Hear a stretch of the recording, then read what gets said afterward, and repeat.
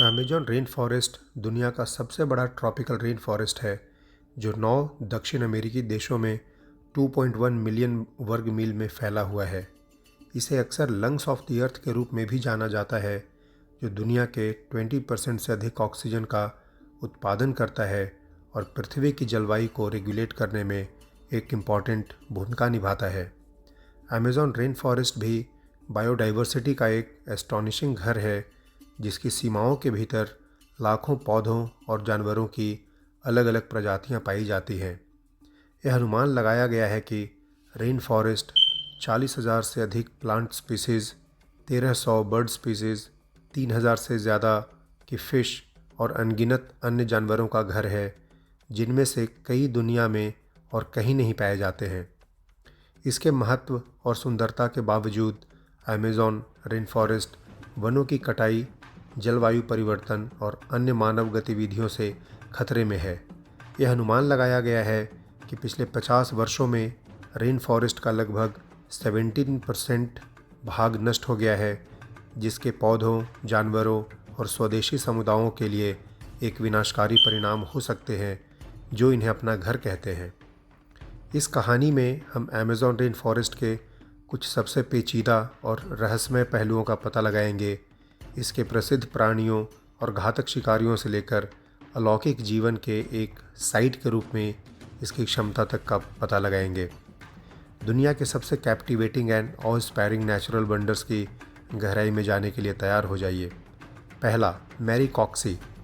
Mary कॉक्सी एक legendary creature है, जिसके बारे में कहा जाता है कि वह अमेज़न रेन फॉरेस्ट में रहता है। लंबे हाथ और पैर के साथ एक बड़े बालों वाला ह्यूमनॉइड के रूप में डिस्क्राइब्ड मैरी कॉक्सी को एक जेंटल क्रिएचर कहा जाता है, जो शायद ही कभी मनुष्यों द्वारा देखा जाता है।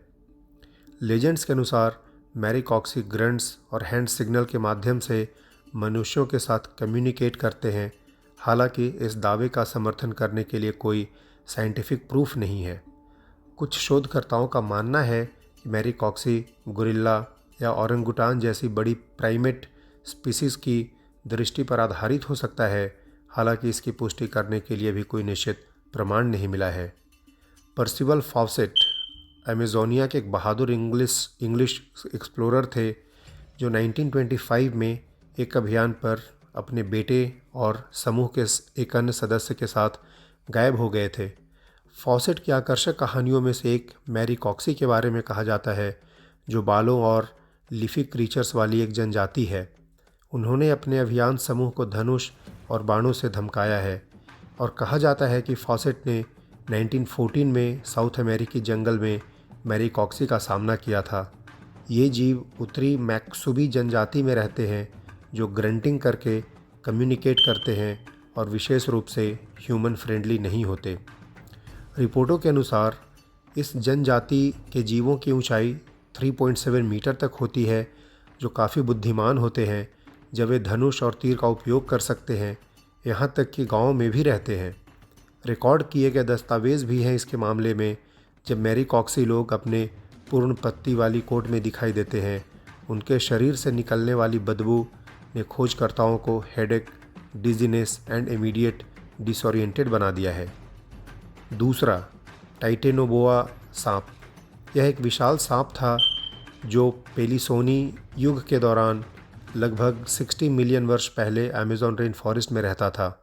अब तक का यह सबसे बड़ा सांप था, जिसकी लंबाई तकरीबन 42 फीट तक थी और इसका वज़न एक स्कूल के बस के जितना था। उसका आकार इतना बड़ा था कि वो मगरमच्छ और विशाल कछुओं को भी अपना शिकार बना लेता था। सबसे फेमस सांप एनाकोंडा से भी यह बड़ा माना जाता है। लेकिन टाइटानोबा के बारे में भी एक उल्लेखनीय बात है कि यह अमेज़न रेन फॉरेस्ट में उस समय जीवित रहने में सक्षम था, जब जलवायु आज की तुलना में बहुत अधिक गर्म और नम थी। इसे पता चलता है कि टाइटानोबोआ के समय में अमेज़न रेन फॉरेस्ट और भी घना और इम्पेनिट्रेबल रहा होगा, जिससे यह और भी अधिक रहस्यमय और ख़तरनाक जगह बन गया था। लेकिन अपनी फियरसम रेप्यूटेशन के बावजूद टाइटानोबोआ अब विलुप्त हो गया है और अमेज़न रेन फॉरेस्ट अब नए आकर्षक जीवों के एक नए समूह का घर बन गया है। गर्म पानी के झरने, हॉट वाटर स्प्रिंग या फ्यूमरोल्स पृथ्वी की सतह के नीचे गहरे मैग्मा और गर्म पानी की गति के कारण बनते हैं। जैसे ही पानी ऊपर उठता है, ठंडी हवा और मिट्टी के संपर्क में आता है, यह बबलिंग पूल और स्टीम वेंट्स का एक अनूठा और अलौकिक लैंडस्केप बन जाता है। ऐसा कहा जाता है कि अमेज़न रेन फॉरेस्ट में बहुत सारे गर्म पानी के झरने हैं। हालांकि उसका कोई सोर्स अभी नहीं मिला है कि वो बनते कहाँ से हैं, ना ही उसके लिए कोई साइंटिफिक प्रूफ है। इन गर्म पानी के झरनों में से सबसे प्रसिद्ध ब्राज़ील में पोकोआओ डी पेड्रास है, जहां visitors warm mineral rich waters में सोक कर सकते हैं और आसपास के रेन फॉरेस्ट की आश्चर्यजनक सुंदरता देख सकते हैं। क्षेत्र के स्वदेशी जनजातियों ने लंबे समय से इन प्राकृतिक गर्म झरनाओं का उपयोग अपने उपचार गुणों के लिए किया है। कई लोगों का मानना है कि पानी रहस्यमय और अत्यधिक महत्व रखता है। हालांकि अमेज़न रेन फॉरेस्ट के गर्म पानी के झरने खतरों के बिना नहीं है। पानी 150 डिग्री फ़ारेनहाइट तक के तापमान तक पहुंच सकता है और आसपास का इलाका ट्रेचरस एंड अनस्टेबल हो सकता है। इन जोखिमों के बावजूद कई ब्रेव एक्सप्लोरर्स ने इन जियोलॉजिकल वंडर्स को प्रत्यक्ष रूप से देखने के लिए रेन फॉरेस्ट के दिल में गहराई तक जाने का साहस किया है। ये उनके लिए बहुत कमेंडेबल है। बुलेट एंट्स एंट्स की एक ऐसी प्रजाति है जो अमेज़न रेन फॉरेस्ट की मूल निवासी है।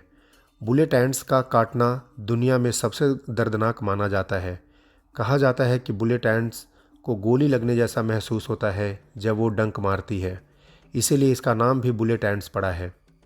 इसका जो विष है वो तीव्र दर्द का कारण बनता है जो 24 घंटे तक रह सकता है। हालांकि यह आमतौर पर जीवन के लिए खतरा नहीं है। इसके दर्दनाक डंक के बावजूद बुलेट एंट्स को मनुष्यों के लिए बड़ा खतरा नहीं माना जाता, क्योंकि जब तक इसको उकसाया नहीं जाता है आमतौर पर यह आक्रामक नहीं होती है। 6 feet spider. Goliath bird eating spider दुनिया की सबसे बड़ी मकड़ियों में से एक है, जिसकी लंबाई 12 इंच तक हो सकती है और वज़न 6 औंस तक हो सकता है। अपने नाम के बावजूद गोलियथ बर्ड ईटिंग स्पाइडर को पक्षियों को खाने के लिए नहीं जाना जाता, लेकिन यह स्मॉल मैमल्स एंड रेप्टाइल्स को मारने में सक्षम है। दक्षिण अमेरिका के रेन फॉरेस्ट में पाई जाने वाले इस मकड़ी को आमतौर पर मनुष्यों के लिए खतरा नहीं माना जाता है, क्योंकि इसे जब तक उकसाते नहीं यह आक्रामक नहीं होती है। वॉकिंग ट्रीज़ एक लेजेंडरी प्लांट है जो अमेज़न रेन फॉरेस्ट में पाया जाता है। लेजेंड्स के अनुसार यह पेड़ पर्यावरण की बदलती परिस्थितियों के जवाब में खुद को उखाड़ने और फॉरेस्ट फ्लोर के थ्रू चलने में सक्षम है।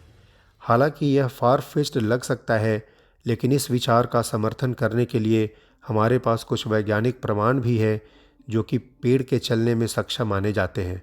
उदाहरण के लिए मैंग्रोव पेड़ों की कुछ प्रजातियां को बदलते टाइडल पैटर्न की प्रतिक्रिया में मूव करने के लिए जाना जाता है। मैन ईटिंग ट्रीज़ का विचार अमेज़न रेन फॉरेस्ट के सहित दुनिया भर की कई संस्कृतियों में एक आम मिथक रहा है। हालांकि इस विचार का समर्थन करने के लिए कोई वैज्ञानिक प्रमाण नहीं है कि पेड़ मनुष्यों को खाने में सक्षम है। अमेज़न रेन फॉरेस्ट में यात्रियों के गायब होने की कहानियाँ अन्य कारणों के कारण भी हो सकती है, जैसे कि खतरे तो जंगल के भीतर बहुत छिपे हुए हैं, जिनमें जहरीले सांप, जैगुआर और पिरान्हा शामिल हो सकते हैं। जबकि आदमखोर पेड़ों का विचार पेचीदा हो सकता है, अमेज़न रेन फॉरेस्ट में मानव सुरक्षा के लिए वास्तविक खतरों पर ध्यान देना महत्वपूर्ण होगा। कुल मिलाकर अमेज़न रेन फॉरेस्ट महान रहस्य और साजिश का एक ज़बरदस्त स्थान है। जबकि जंगल के आसपास के कुछ लेजेंड्स और मिथ्स जानवरों या पौधों की वास्तविक दृष्टि पर आधारित हो सकते हैं, यह महत्वपूर्ण है कि तथ्य को कल्पना से अलग किया जाए और पारिस्थितिक तंत्र के स्वास्थ्य और उसमें रहने वालों की सुरक्षा के लिए वास्तविक खतरों पर ध्यान केंद्रित किया जाए। यह अविश्वसनीय जगह के बारे में अध्ययन और सीखना जारी रखते हुए हम इसे बचाने के लिए क्या काम कर सकते हैं और यह सुनिश्चित कर सकते हैं कि यह आने वाली पीढ़ियों के लिए एक आश्चर्य का स्थान बना रहे। ये थे अमेज़न रेन फॉरेस्ट के बारे में सबसे दिलचस्प तथ्य। कृपया टिप्पणी करें और हमें बताएं कि आपको कौन सा सबसे ज़्यादा पसंद आया। साथ ही हमें ये भी बताएं कि अगला वीडियो आप किस टॉपिक पर चाहते हैं। ये वीडियो देखने के लिए धन्यवाद। अगले वीडियो में मिलते हैं।